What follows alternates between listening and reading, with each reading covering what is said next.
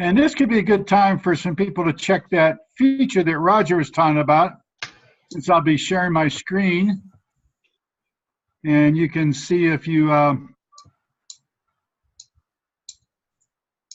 see a larger number of people. So feel free to test out what Roger was talking about. I want to welcome everybody to Online Presenters. This meeting will be recorded. We capture stills and videos to use for club PR purposes and social media. If you don't want your image or your voice are recorded, you can either blank off your video, or you can contact David and tell him to edit your talking or your image out of the video. The focus of this club is for members to learn skills for better webinars and online events. We do use Ring Central, and within Ring Central, they use Zoom. So a lot of the features are similar to Zoom or the same as Zoom. I want to remind everybody to use a headset or earbuds and mute yourself when you're not speaking. You can also mute and unmute your video if you're going to do anything physically distracting to other people.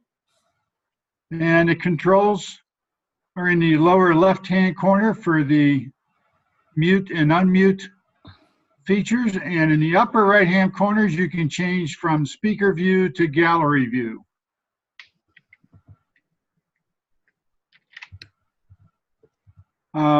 Please keep your eye on your timer if you're a speaker for prepared speeches and even table topics, or use your own timing device to keep track of the time.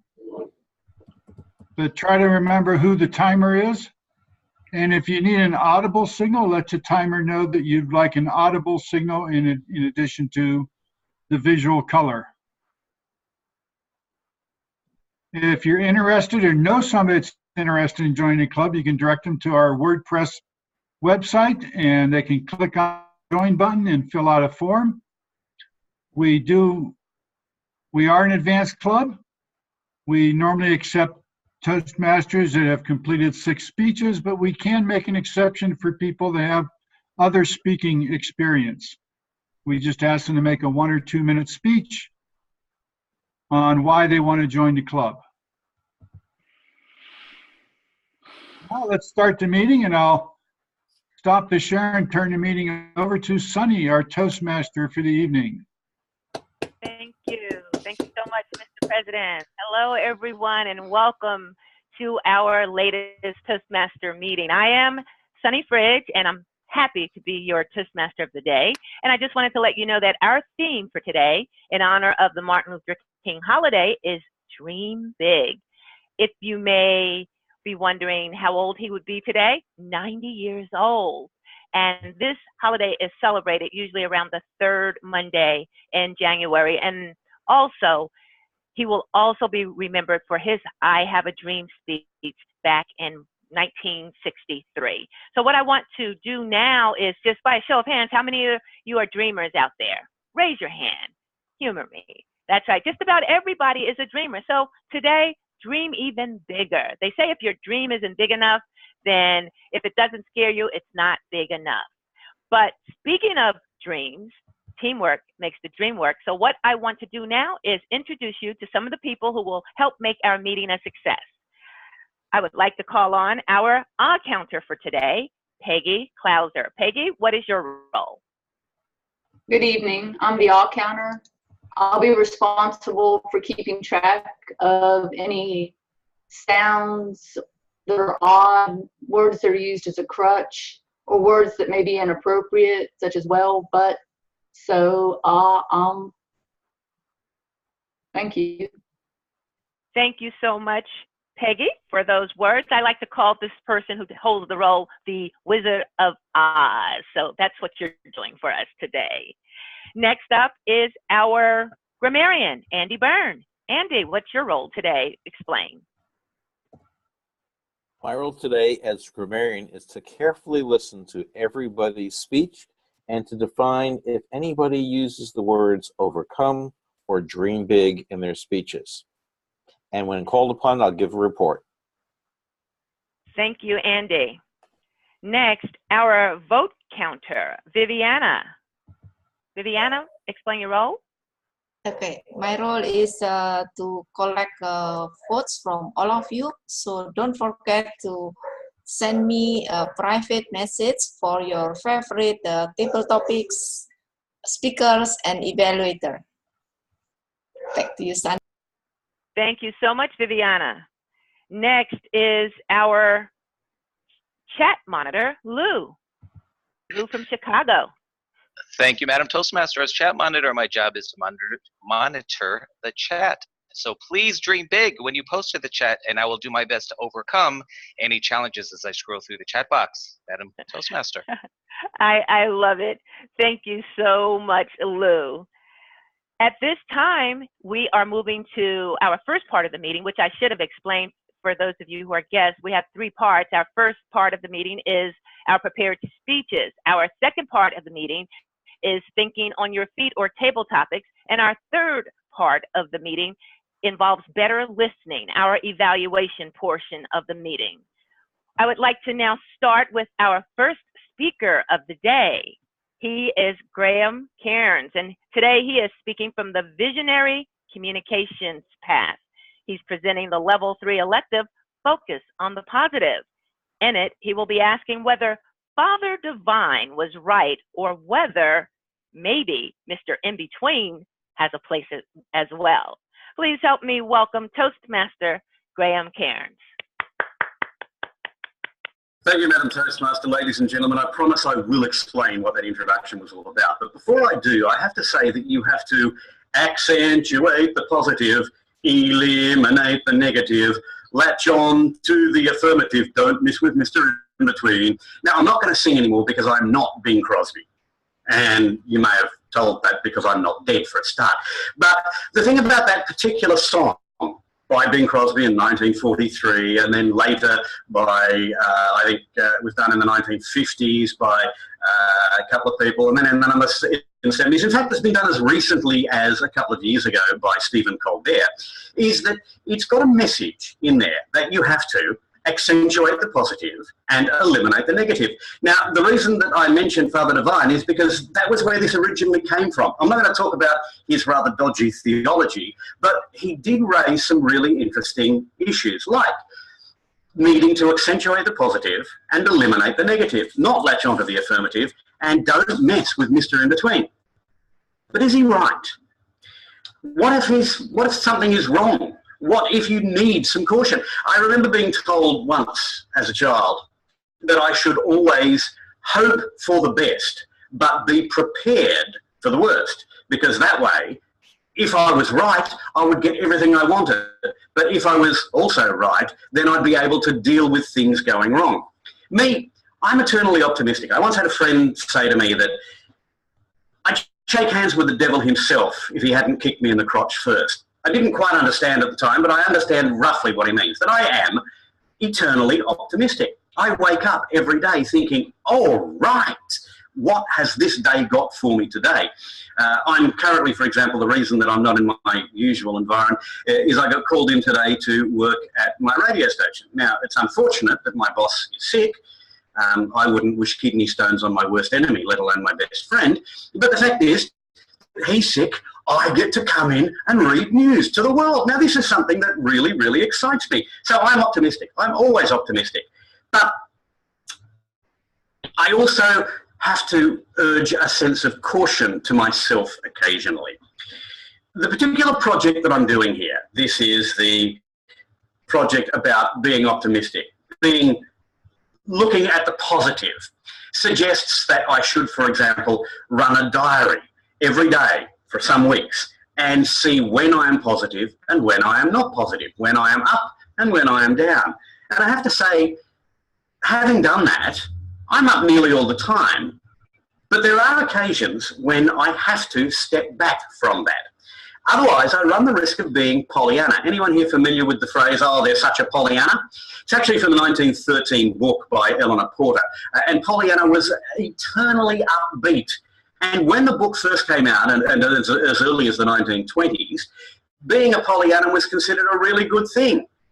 But by the 1940s and 1950s, and particularly by the cynical 60s and the even more cynical 70s, being a Pollyanna was a bad thing. It meant not being realistic, not seeing what's going on in the world. Well, I don't want to be a Pollyanna, and I don't want you to be Pollyannas either. I want you to recognise that sometimes we can't afford to be overly optimistic. Everybody here, I suspect, is involved in Toastmasters. I didn't see some of the introductions, so it's possible that there's one or two guests that I'm not familiar with, but we all know that there's a lot of change going on in Toastmasters. And I'm not just talking about pathways, although that is the big one. That's the elephant in the room. But Toastmasters has been, for a decade, evolving, changing from being just a communication organisation to being an organisation about training in leadership skills. That's why we dropped the old better listening, better thinking, better speaking tagline and went with where leaders are made. Toastmasters has been in a constant state of flux, and not everybody has been happy about that. I think I'm not telling any secrets out of school here. I, for example, had to go to a club about 2 hours away from my home on the weekend. Now, it wasn't their regular meeting. This is a club which looked perilously close to folding because of the introduction of Pathways. They hated Pathways as a club. They just didn't like it. Nobody had got started in it. They didn't know where they were supposed to do, what they were supposed to do. They just hated it. And we genuinely thought that the club would fold by 2020, which is when the traditional program ends and Pathways becomes mandatory, as it were. Well, I went up there on Sunday. It was a Sunday afternoon, and I got to say, it was a 4-hour drive there and back. It was a full Sunday afternoon with 20 people who gave up their Sunday afternoon, and these are people who didn't like the change. But I've got 4 emails since then from people who were there saying, thank you, we actually finally understand how this system works now. We now know not what we need to do to get into Pathways. And I feel so good about that. But when I went up there not because I was optimistic, but because I was dealing with Mr. In-Between. I looked at this club and thought, okay, I could be optimistic and say, oh, look, it'll sort itself out. The members will, because they still have 18 months to go, they will finally work it out themselves. You know, I have a dream that they will get it all together. But then again, maybe they would not. And so I didn't allow myself to be overcome by positivity. I thought to myself, what can we do to fix this? And this is the lesson I have to tell you, ladies and gentlemen, with this whole be positive message. Being positive is all good when things go right. But when things go wrong, you have to be prepared to deal with that. So as the song says, you've got to accentuate the positive, eliminate the negative. Yes, all of that's true. But it also says, don't mess with Mr. In-Between. No, no, no, no, no. Sometimes Mr. In-Between is the man that you need to deal with most, because if you ignore the negative, it will continue to grow. If you just look at the positive, it will get further away. You need to deal with Mr. In-Between if you're going to succeed. Madam Toastmaster. Thank you very much. Thank you, Graham, for that. I still say I can be cautiously optimistic. Madam Timer, I forgot to introduce you earlier. So, Madam Timer, would you introduce your role? And then I'm also going to ask for 1 minute on the clock when you finish so that we can go ahead and give Graham some feedback. Go ahead, Madam Timer. Okay, yes, I'm Angie. I'm in Texas, and I am the timer today. I've been, so what I do is, when you're giving your speech, and the first time, the shorter amount, I show green. I'm trying to anyway. The second one is yellow, and the red one is when you're about to become over your time. So that's how it works. Thank you, Madam Toastmaster. Thank you, Madam Timer. Now, if you'd put 1 minute on the clock, and would everybody take a moment to give Graham some feedback? Thank you.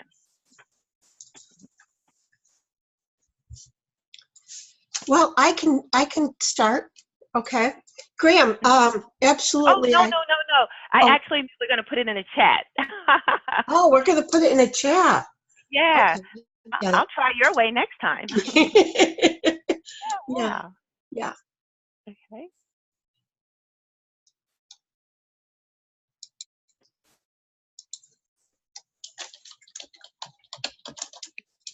Sunny, do you want it private sent?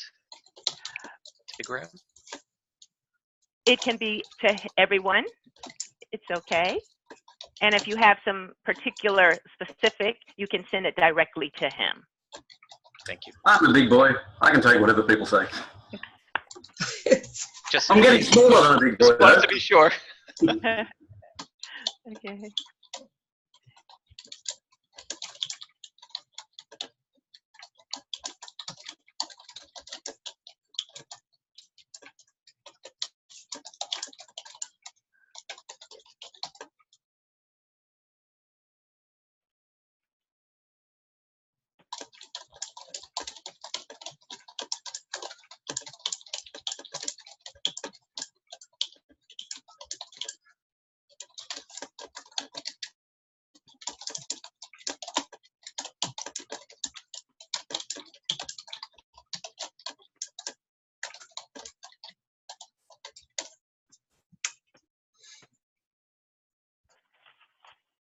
Okay.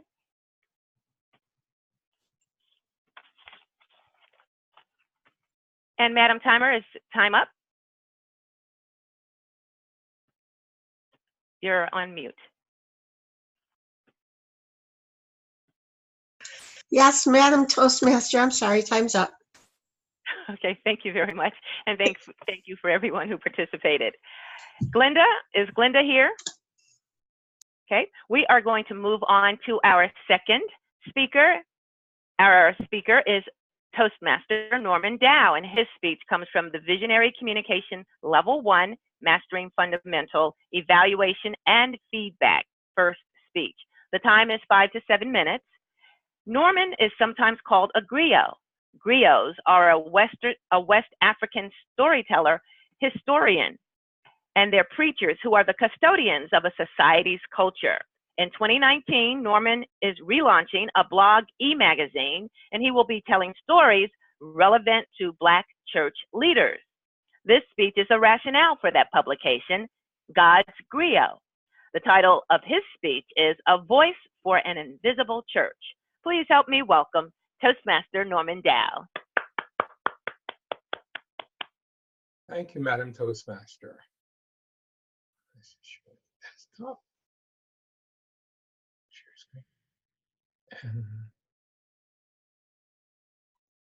Okay, a voice for the invisible church. I'm a church planter.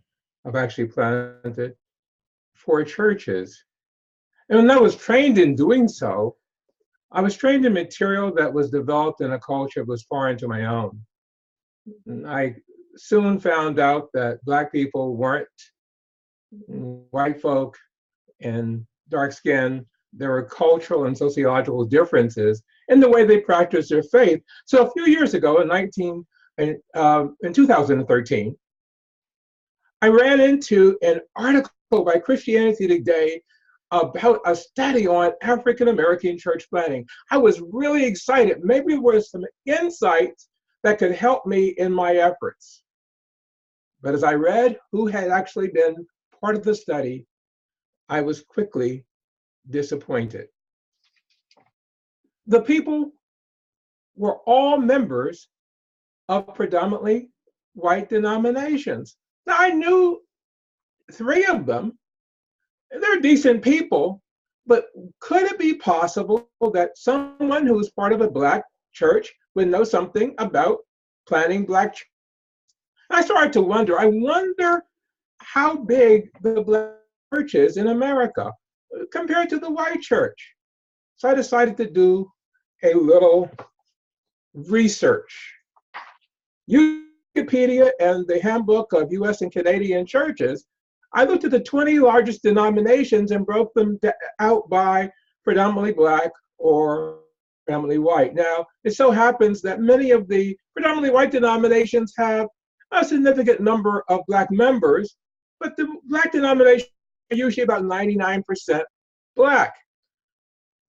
As I look through this, and on our chart, all the orange are the predominantly Black denominations.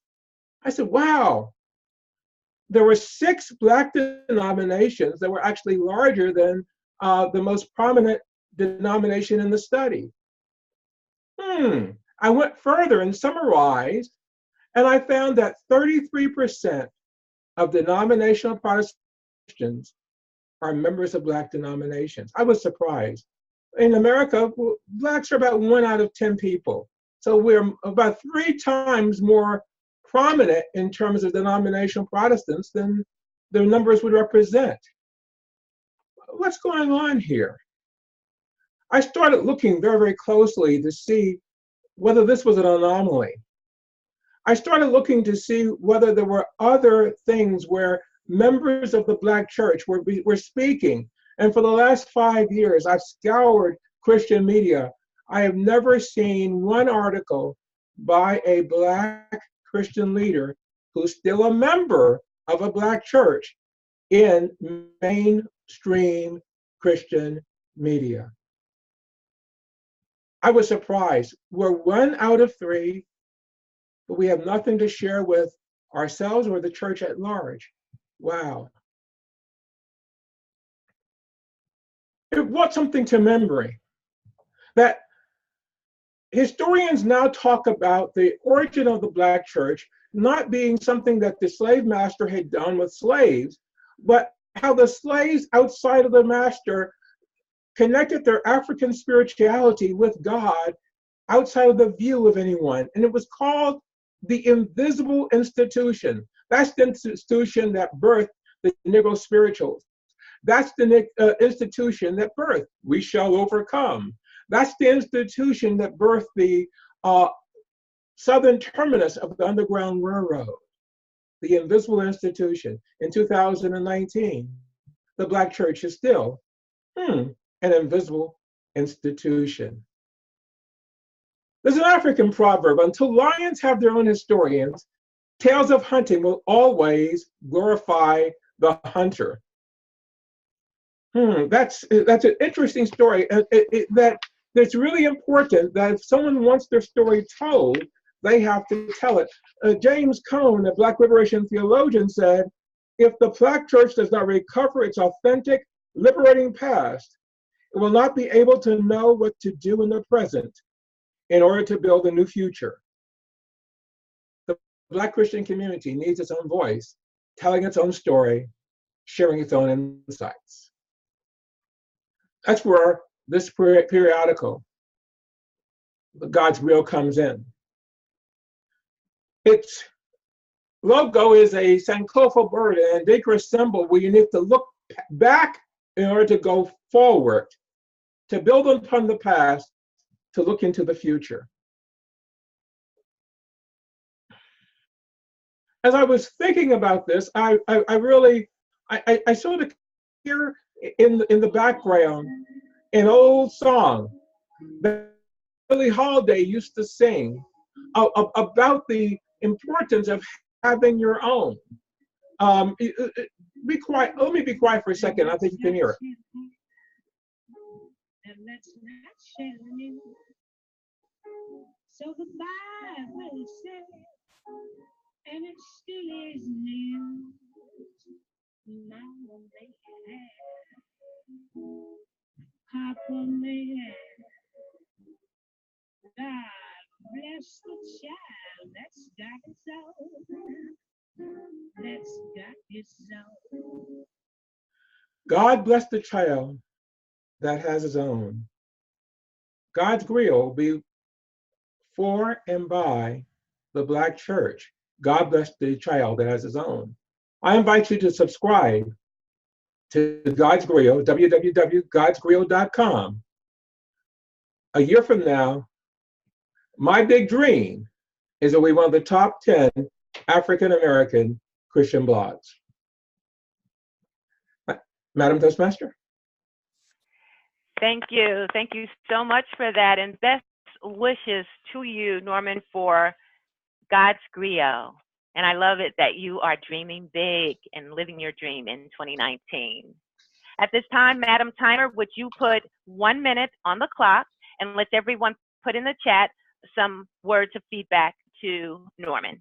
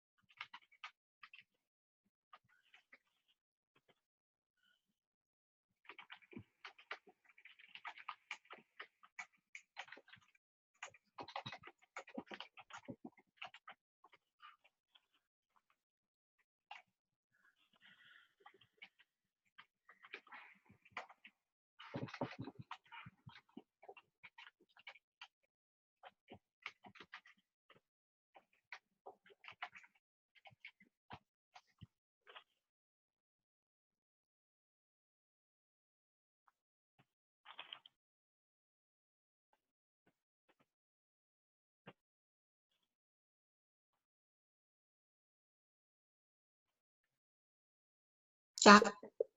Okay, time is up. And we have 2 speakers for today. So Viviana is our vote counter. Please cast your votes for either Norman Dow or Graham Cairns as the best speaker. And now it's time for part 2 of our meeting today, table topics. Please help me welcome Toastmaster David Carr. Thank you, Toastmaster Fridge. So one thing that I did today in observance of this holiday was to read Martin Luther King Jr.'s letter from Birmingham jail. I don't know how many people have ever read it. I mean, I never had before today. And I don't know how international our audience is today. I think most people do know who Martin Luther King was, but even Americans have come to know sort of a Disney-fied, sanitized version of his story and his history. He's known for making a great speech. Certainly, that's one reason we might remember him in a Toastmasters context. But he was also somebody who was involved in making trouble, in disturbing the comfortable people of the day, disturbing the assumptions of the day about this is just how things are and you have to accept it. And he was writing from jail to respond to white, moderate ministers who were, somewhat liberal, somewhat sympathetic, but they were responding to him for having broken the law, having created disruption in the community. And I just want to share a few quotes and ask some folks here to react to them. Well, for one thing, he was criticized for being what they used to call an outside agitator. That means he wasn't from that area. He had come in to cause trouble, and he had. But he said, I cannot sit idly by in Atlanta and not be concerned about what happens in Birmingham. Injustice anywhere is a threat to justice everywhere. Rolando, you give me your take on the idea that injustice anywhere is injustice everywhere. Thank you, Mr. Table Topic Master, fellow Toastmasters, and most welcome guests. Good evening. Injustice anywhere is a problem. It may not be affecting you right now at this moment, but eventually it will affect somebody else that you know. And without fairness and equity for everyone, how will the world work? How do we justify ourselves to exist if we don't treat each other fairly and respectfully. So I agree with Martin Luther King, and this is everywhere is a problem, because when you're not treating people with respect, then how do you yourself expect to get treated with respect? Martin Luther King, to me, there was nobody like him. He had to be a unique person to be able to sacrifice himself for our cause. Without him, I don't think we would have been here where we are right now, even though we still have some more work to do. But he has done a lot. He has sacrificed himself for the cause. And for those clergymen that say that he was asking for too much or he was too aggressive, you don't get anything without asking for it. You have to demand it. That's the only way you're going to get it, especially freedom. Back to you, Mr. Toastmaster. Thank you, Orlando. Another section of the letter talks about the reactions to breaking the law. And he talks about what's the difference between a just and an unjust law, and why he has no compunction about breaking an unjust law. He says, an unjust law is a code that a numerical or power majority group compels a minority group to obey, but does not make binding on itself. This is difference made legal. By the same token, a just law is a code that a majority compels a minority to follow, that it is willing to follow itself. That is sameness made legal. Tell me about your understanding of hypocrisy and how to overcome it. Kevin, would you like to take a try? Sure. So I think, especially in the moment that we're living in, I think that we are constantly on a daily basis witness to hypocrisy, especially although we are gazing down at you from your northern, from the north to our southern border. We see on a daily basis rules that are applied to some and not all, and the hypocrisy around not standing up for this lack of sameness. So I think that I would reinforce that definition to say, and to promote the fact that rules need to, by definition, if they are to be fair and just, apply to not only the rule creators, well, they must apply to the rule creators as well as to all of the people that the rules are trying to be applied to. And back to you, David. All right. Thank you, Kevin. One more that's sort of on the same theme. He's reacting to the criticism from these white, supposedly sympathetic ministers. And he says, I have almost reached the regrettable conclusion that the Negro's great stumbling block in his stride towards freedom is not the white citizen's counselor or the Ku Klux Klanner, but the white moderate who is more devoted to order than to justice, who prefers a negative peace, which is the absence of tension, to a positive peace, which is the presence of justice, who constantly says, I agree with you in the goal you seek, but I cannot agree with your methods of direct action. And by direct action, he means protest. He means bringing tension to the community that the community must ultimately react to.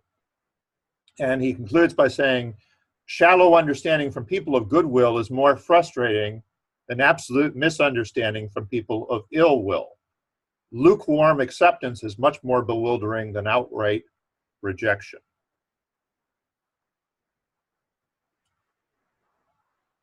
Lou,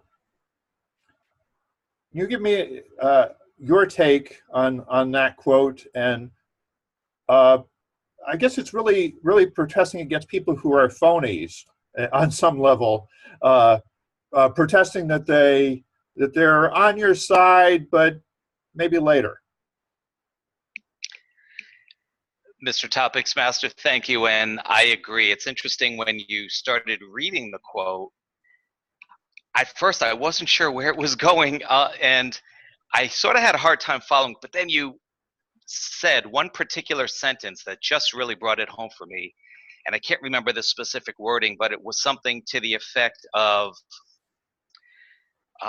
a partial received wisdom, something like that, from somebody is worse than ill will from someone else, something along the lines of that. And it made me think to myself that when we hear people express ill will, and as some folks may agree, there's a lot of ill will going on right now in not just our country, but the world. The one thing that I have to say about that at least I can say, well, you know what? At least we know who those people are. In the words of Maya Angelou, when someone, oh boy, I'm going to screw up the quote, but when someone shows you who they are, believe them. And in this case, when somebody is expressing ill will outright, not just in their mind, but outright, we know where that person's coming from.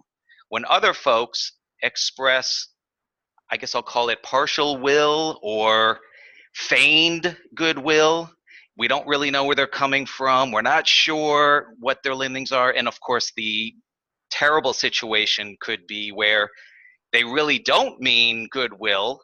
They do mean ill will, but they're expressing either goodwill or maybe a lack of any will, if that makes any sense. Maybe ignorance of the subject. And quite frankly, I do find that more dangerous, because in that case, we don't know where those people are coming from. We may be almost like tricked, and I'm not sure the timer. I see green background. I don't know if that means your green screen or there we go. Okay, I was like, man, I thought I was going for like 20 minutes here.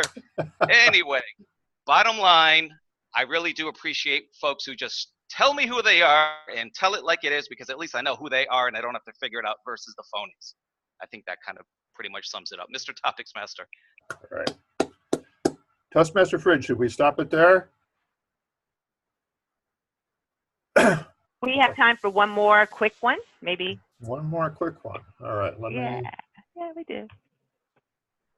Well, this is sort of a variation on one of the other points, and I'm sorry if these are all kind of serious table topics, but I hope I wanted to bring out the meaning of the day a little bit more.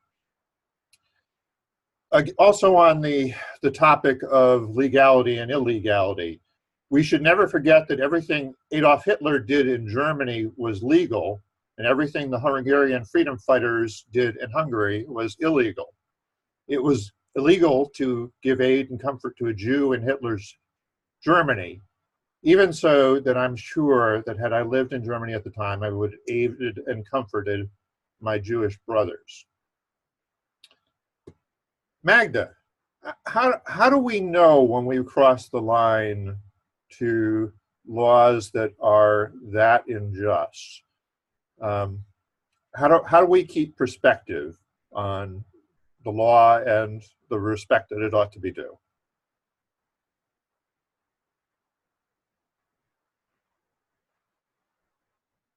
You have audio problems?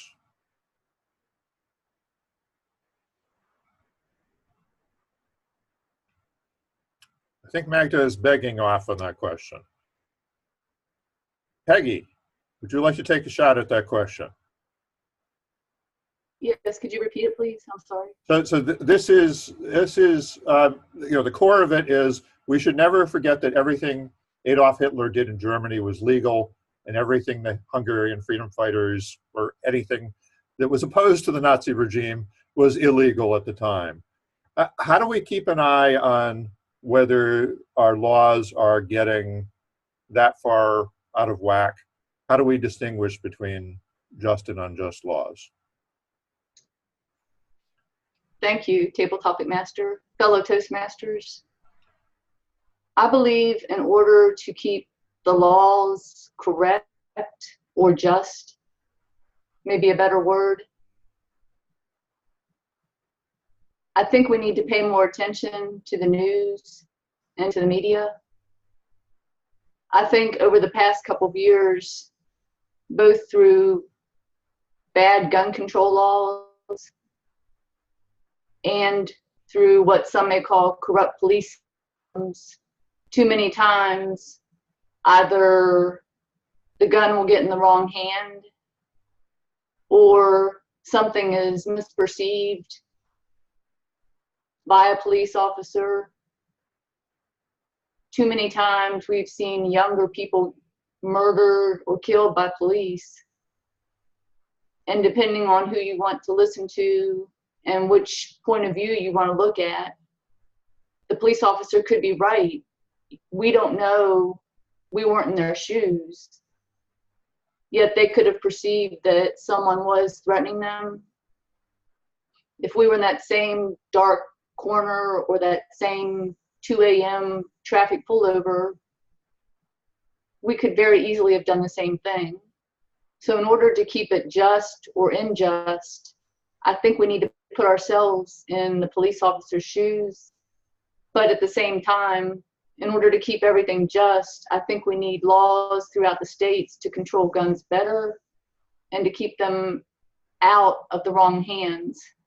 Thank you, Table Topic Master, fellow Toastmasters. May we have a timer's report, please? Angie. You can post it in the chat, but can you tell us if was anybody disqualified? No, nobody was over over 2 minutes. All right. Please vote for your favorite Table Topics contestant.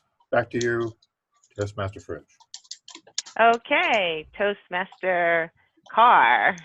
And those table topic speakers were Rolando, Kevin, Lou, and Peggy. You all did a wonderful job. And David, thank you so much for your thoughtful table topic questions for our Dreaming Big theme today. Thank you very much. And we are overcoming in Toastmasters so many of our weaknesses. And one way we do that as we speak more and more is through feedback and evaluation. Now it is our third part of the meeting, Better Listening, and we have our general evaluator. I'd like you to come and take the virtual lectern, Jacinta Watkins. Toastmaster Jacinta, welcome. Thank you, Madam Toastmaster.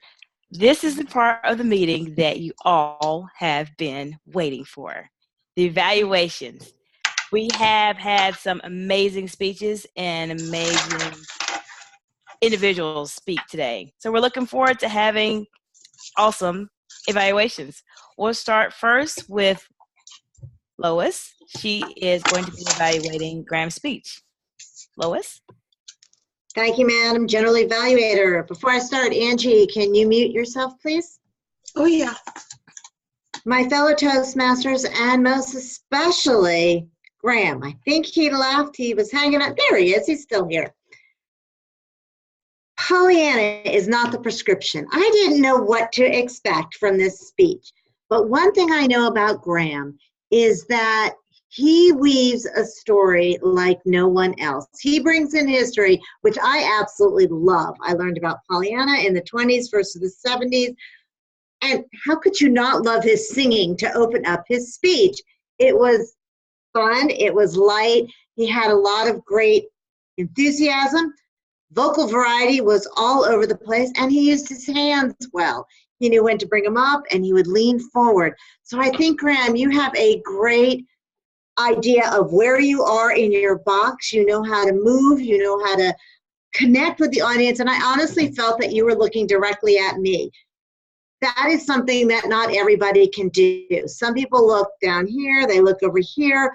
If you read anything, I didn't catch it. I thought that all came off so incredibly smooth. My favorite statement was, we cannot bury ourselves in the hand, accentuate the positive and eliminate the negative. Great parts of your speech. One of the items that I would have liked to have, and I got kind of confused because Mr. In Between came out almost at the end. And I would have liked to have heard the speech broken up maybe into 3 parts, where you were talking about Pollyanna.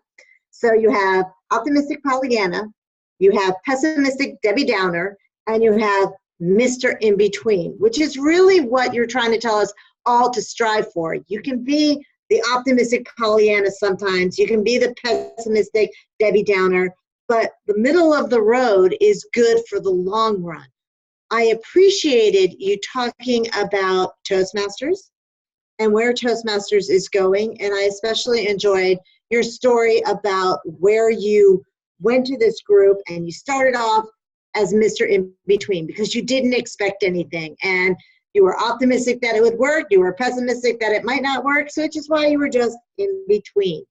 I liked your ending. I thought you did a great job. I just think I would have liked to have heard it in the story of 3s, broken out like that. It would have had a little more power to me, but I also would have liked to have heard what your diary had to say about you, which we didn't get to hear at all, but that's okay. I enjoyed it. Last idea, maybe slow down a little bit because I felt like I lost a couple of things between. Overall, loved your speech, loved the history. Thank you very much. Madam General Evaluator. Thank you so much, Lois. Our next evaluator will be Tracy. She will be evaluating Norman's speech today. Tracy? Hello, Toastmasters, and especially you, Norman. Thank you for allowing me to be the evaluator today. Norman, your speech was really great. I thought your presentation was wonderful. You are clearly a storyteller. You have a very, very calm demeanor about you, which made me feel very relaxed, even though I was wrestling with all of these papers and it being my first online evaluation. But I felt very relaxed and I felt like I wanted to hear more. I was very engrossed in what you were talking about. Your presentation itself was beautiful. Your slides were very well chosen. They were clean, they were clear, and I felt that you had a lot to offer us in the way of information. What I particularly liked was the graph that you showed us, because showing us that graph gave us the visual discrepancy, and we were able to understand a little bit more your point. As far as your gestures, I thought your gestures and your movements were pretty terrific because you didn't move your body so much, and I think that sometimes with online presenting, we could either be very calm and not move enough, or we can be very hyper and move a lot. And I thought that yours were right on point. I was actually waiting for you to start moving your hands a little bit. And finally, after you introduced the logo, you gave this sweeping grand gesture. And I said, there it is. And I got very excited about that. So thank you for that. You used the word dream big, which was the word of the day. And you incorporated that very nicely. Your vocal variety was fantastic. Your rate, your pitch, your tone.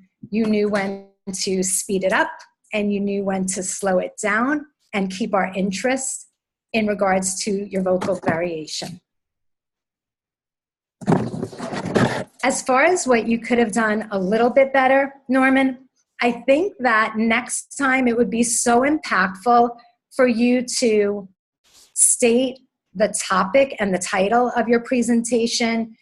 It kind of got lost. There was a little bit of a mumble at the beginning. I was like, oh, what was that the presentation? So just maybe to emphasize that title and the topic. Also, I thought perhaps that the first slide could be broken down into 2 slides, with each having a little bit deeper of a point.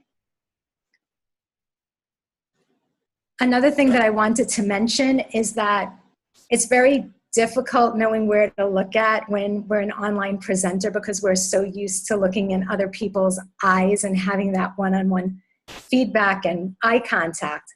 So we have a tendency to kind of like look all over and sweep around, forgetting that there's that one little dot right at the top center of our computer that we can funnel right into. And then it looks like we're looking directly at everybody. Last but not least, I think it will suit you so well to literally tell everyone how it'll impact them when they sign up for your blog. I cannot wait to sign up for your blog. I'm really, really excited about it, and I can't wait to hear more about the topic. Thank you again.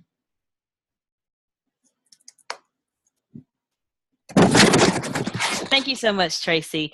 Now let's go to the other roles we have for this evening. We are a bit short on time, so for our functionaries, if you can please give us your very best feedback in 1 minute, that would be much appreciated.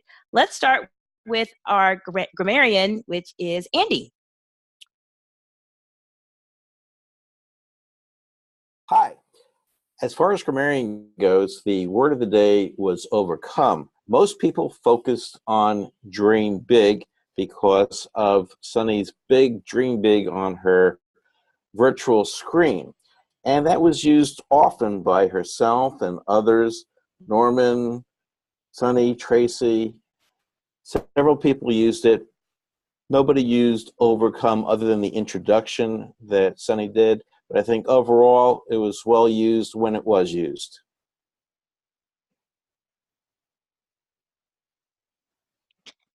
Thank you so much, Andy, for the report. Peggy, you are our counter today. Can you please provide us with your report? Sure. I heard very few ahs and ums. The only one that I heard was maybe Norman had one ah, Kevin one and Lou one ah. The thing that I tend to do though is focus a lot on the speech, and sometimes I do tend to lose track of that. But I think overall everybody did a great job, and I heard very few ahs and ums and no buts. Thank you. Thank you so much, Peggy. Lou, if you can please give us a report on the chat as the monitor today. Thank you. Sorry, Madam Toastmaster. Yes, we had a lot of great activity in the chat box. First of all, many folks, myself included, were enamored by Lois's background in honor of the full moon. We had lots of great speech feedback by folks, and Dave included some of his MLK quotes. Thank you all for that. Dave also included a link to the workshop on video editing and producing. Please save your chat box text so that you get that link. And also Roger included a link to the Pathways evaluation forms. Madam General Evaluator / Toastmaster. Thank you so much, Lou. Angela has provided us with the timers report in the chat box. And I would like to give just very brief comments. The meeting started on time today, which is great. We had the opportunity to introduce our guests that attended, which is always very helpful to get to know everyone. Backgrounds, I could see everyone in terms of their head. No one was too close or too far away, so I was able to see everyone very clearly. The one suggestion I would make would be to Peggy. I think the background that you have is not a solid background. You have an image projecting on the backside, but it is going in and out, and it has a odd presentation. You may want to play back so that you can see it better and have something on the background so we don't get to miss out on your beautiful face. Okay, thank you. Other than that, yes. Other than that, I would like to, I think that's all the roles that we have today. Of course, we want to know who did the best in terms of the votes. So I can turn it back over to you, Madam Toastmaster. If you would like to take that part over, that would be great. Thank you very much. Just want to make sure that we get our chat monitor. We may have an idea. Lou, did you talk? Okay, yeah, because yes, I did. Thank you. You did. Okay, wonderful. And I forget that this meeting is over at 8 o'clock, not 8:15. So thank you, Madam General Evaluator, for keeping me on my toes. At this time, I'd like to say it's been a pleasure for me to serve as your Toastmaster of the day. And now I'm going to hand it over to our president. Great, the winners of the day. Okay, so do I say that? I'm so sorry. The winners of today, Madam Vote Counter. Hello, yes, the winner, the best people for today is the best speakers is Norman. All right. And the best table topics is Lou. Woohoo! And the best evaluator, we have, they are equally good. So both of them are the best evaluator, have the same vote. Oh, all right. Well, thank you, Madam Vote Counter, and thank everyone for making teamwork make the dream work. Now I'd like to turn it back to our president, Jimmy Dent. Okay, thank you. Jimmy, I think Elaine is saying she's ready to give her report. She just got back online. Yes, her computer died. Elaine? All right, welcome back. Hi there, everybody. Yeah, sometimes tech glitches happen in this online video space. It happened to me, but I revived myself. As watcher, I was paying attention to effective use of framing, use of lighting, slide use, things like that. Graham, just as Lois said, you used effective use of your frame with your body language. I know that you were in a different setting than you normally are at to do your Toastmaster participation. One thing I noticed was that there was like uniform color, uniform background, your skin tone and your shirt, and it's like, I wish you had just happened to have chosen like a brightly colored shirt for the day. I would have been able to see your animation just a little bit better. Norman's presentation with his pacing of slides, his very effective choice of visuals made for an engaging and effective presentation. I especially love seeing the griot, that little bird symbol, and understanding its meaning and importance. That really left an imprint in my mind. Norman, you are just skyrocketing in your effective speech delivery where you're using slides and PowerPoints. It's just stellar. I was so happy to see so many people tonight using green screen backgrounds. Roger has provided a wonderful training for us to be able to easily bring up visual, interesting backgrounds if we have a green screen or a solid color background in front of us. So Lois's was particularly engaging. Roger was in the kitchen, I think. That was interesting. One thing that was difficult, though, was with Peggy. For some reason, and I don't understand the technological reasons for this, her image was very pixelated, and perhaps Roger can give her a little guidance so that that might not happen when she's using a background. Everybody else, for the most part, was pretty well lighted, and the group is making great strides in being more effective presentations and interesting presentations, and everybody who's participating will learn a lot by just being curious visual element. Back to you, Mr. Toastmaster. And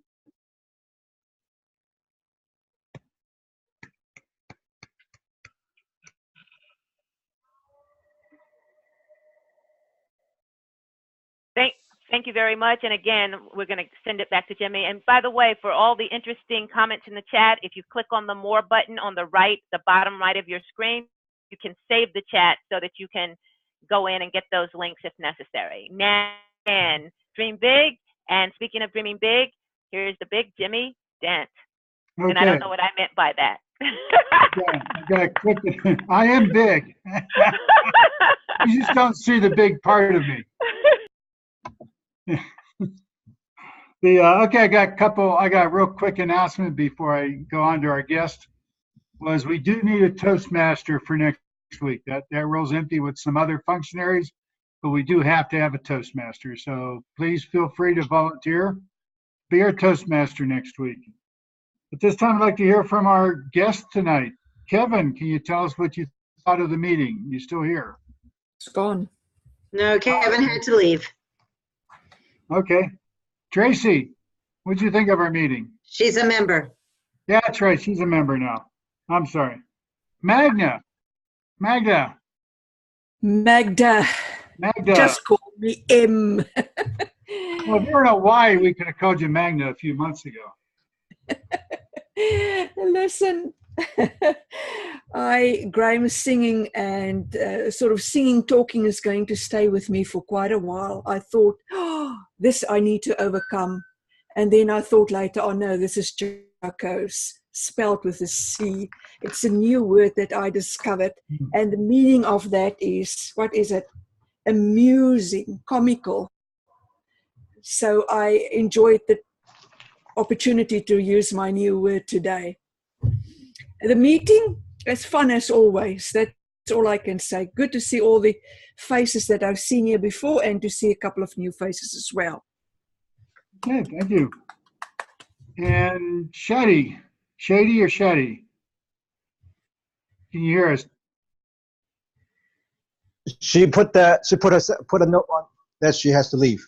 Okay. And one last note, did anybody seen the notice that there's a new path coming out February 5th? Yes. What is it? The path is going to be focused on humorous speeches or humor.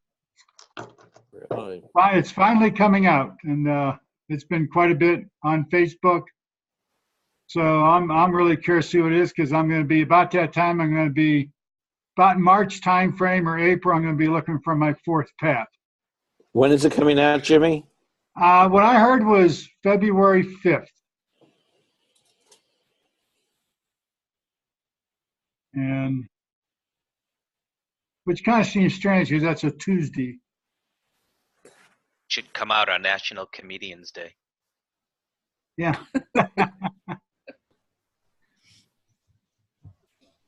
Well, I'm in the medical device field, so of course my comment is that's going to be humorous, which is bones, right? Break a leg. E-R instead of O-R. But by the way, if you're interested in comedy, I've been doing the master class program with Steve Martin. It is it's quite good. He's very thoughtful. I'm surprised he takes it so seriously, because what does he have to prove to anybody? But it's very interesting. David, do you want to mention anything about the event on the 4th that you've got scheduled? Well, you should have seen an email earlier today. So we're putting out some more detail. That detail is on the website as well.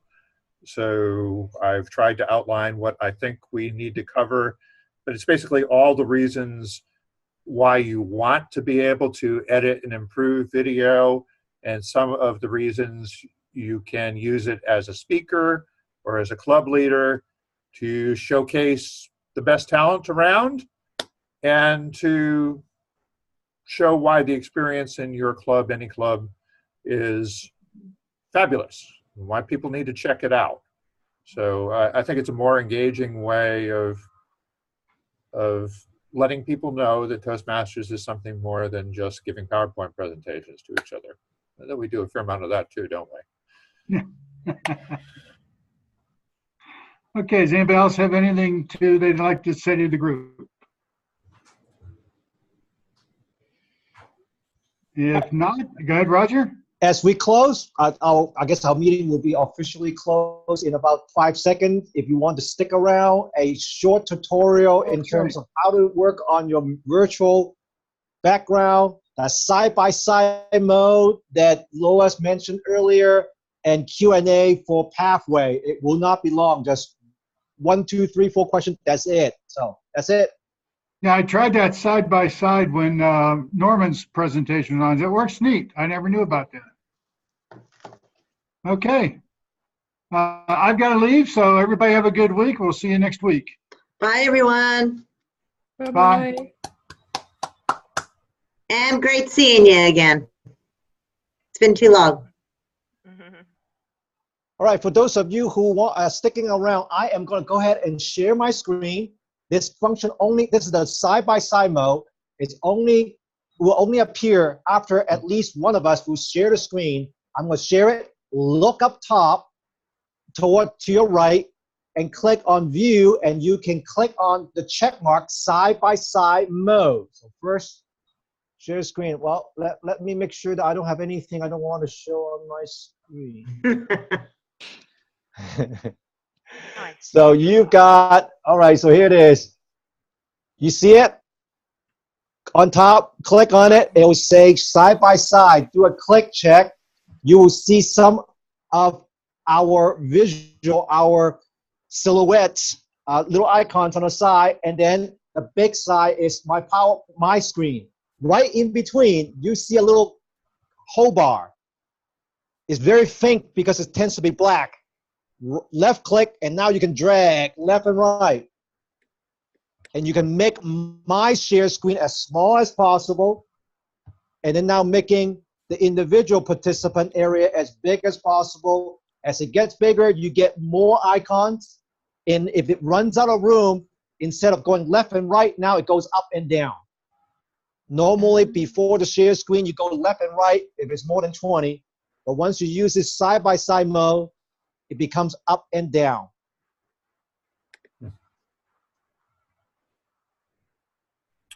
Roger, is there a way of adjusting the presentation share? Because as you're showing more things on the people, the screen becomes such that you can't read it because it doesn't. Get off the fit in the same click on it, the top, you can fit the window. Instead of the biggest, it will fit my screen, my share screen, into your window. So when you resize, it should be scalable. Okay, thank you. Everybody good in terms of this before I turn off my share? You got a chance to try it? All right, great. Yep. I stopped share. We're all good. Peggy situation. This is not, I'm not picking on Peggy, but this is a learning moment. Just like what Jacinta says, most likely, I'm 95% sure, it's because her physical background is not one solid color. Meaning, it's potentially, if you have lights that are different intensity, or like, let's say if Jim Barber right now, his background is real far, he can potentially do a virtual background because they're so far back. But if he's sitting real close to the wall and he has different things, the system couldn't pick out all different color at once. It has to pick one or the other. So imagine. Also, I think you need to have really strong light on you. Right. To either get some professional photographic lights. I've got like a shop light. I have it kind of jury rigged, but for those of you, very strong light on the background will help it pick up the background and distinguish that from your face. Yeah, for those of you who are really into the Apple Mac video, you know, how you have that big white background that Apple loves to do. Here's a cheap way to do it. You don't even need a heavy duty background stuff. Just go with what David said. Go to Home Depot, $5, buy 2 or 3, extra bright, blast the wall. And that way, your camcorder couldn't figure it out. It will just give you this big white background. So that's one way to do it. Don't go out and say, oh, I'm going to paint my wall white. It's too much work. Forget about it. So that helps in that regard. Now you got I put in the 2 links again into the chat box. First link, tinyurl.com/pathways-forms. That's a Google Drive. It has all of the evaluation form for Pathway. All of those are downloaded from Basecamp.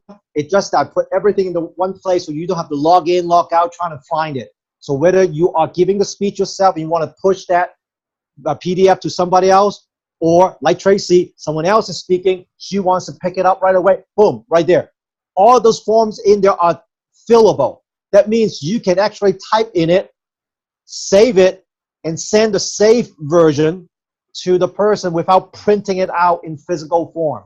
So those PDF are fillable. In Basecamp, not every form that you download are fillable, even if the exact same form. If you download it from here versus download over here, there are 2 different versions. Some are fillable, some are not. The ones I have in that folder are all fillable. And as they have new path comes out or new project comes out, I will do the coding and add it to that same page so you can save that link if you want to. Yes, Tracy? we have to fill out the evaluation form and then forward it to the person who spoke? Yep. Okay. So go ahead and type, because this is very similar to our traditional system.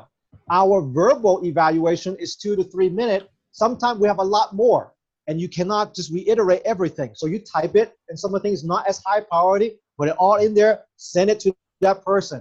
All right, Lois, question. Well, no, actually a statement. I go online to the website, and thank you, David, for uploading all of those forms. Not only do I have to find the form, but if you go onto the dashboard and go to Toastmasters evaluations, if the individual who is speaking filled out all their information correctly, their evaluation form is right there, and you can fill it out right then and there. And when you hit save, it's saved in their records and emailed to them. So it's a little bit easier than doing that. But David, I use that all the time, and usually my speakers can find that before I even give my evaluation, because I use that to determine my evaluation. So kudos to. That's good to know. I didn't know if anybody was using it besides me. Yeah, kudos to David, and thanks for reminding us, Lois. It's a double-edged sword, right? So if you are the speaker, go in there and don't just put, it's going to be a 15-minute speech. No, it's in this path or this, including the traditional model. He had built all that traditional model before. It's on this manual, on this number, and once you click, what happens is you click over, everything's all set in there. And you can go ahead and do it right there and download it there too. So, okay, on the Pathway project side, the second part is the our blog on our website. The 2 latest blog posts that I put up is one working backwards. The most recent one is about creating background like these that you can use for your virtual background. You can copy and paste, but if you like to nudge things like what David just did, putting logos, for example, I may have something like this, where earlier, one of the things in our club meeting that works very well is to use something like this with the words like letters that says green, yellow, because when you put up something in front of the camera, all depends on the lighting and the reflection. Your green may not appear green to everybody else. Your yellow may not be the yellow for everybody else. But if you do it digitally, most of it will be good. But if not, even for colorblind or color challenge folks, we got letters that you can do. That's one of the most effective use, not so much of having, a very neat background. Those are neat things. Those are nice, but this is functional. Then you can quickly change 3 or 4 because you can get all these done prior to a meeting. And notice, for your business standpoint, if you're doing a lot of video recording for business, you can localize. You can put logos on it, whatever you want to do. So watch that. That is the most recent blog post. But the one before that, as you look below, will show you step by step how to turn this function on. It's exactly the same process for Zoom and for Ring Central, but you just have to do it 2 separate times, because if you use Zoom yourself, fine. That's one way to do it. In our club meeting, we're using Ring Central, same engine, but 2 different locations. The process is the same. Log into your account through a browser and turn on the option for virtual background. So I'm not going to go through it right here. Watch it there. Lois. Quick question. When I'm looking at my screen, it says yellow backwards. Do you see it correctly? Yes. Okay. Because she have clicked on the mirror effect in your background. Mirror effect is by default being clicked because none of us watch ourselves from the outside. We always look at ourselves in the mirror. If you turn off the mirror effect, it will look weird to you. But now that it looks better for you, everybody else sees the correct version. Okay. So that is that. As you can see, I have literally a green background. With that said, let's spend no more than 10 minutes. First come, first serve. Tracy, you got this. Reserve my time. What's your pathway question? Well, I guess first is that my next presentation on Pathway, where I got stuck, is that I'm supposed to have somebody interview me, which actually, no, that wasn't even on Pathway. That was on the manual books. So that's actually something different, right? Uh-huh.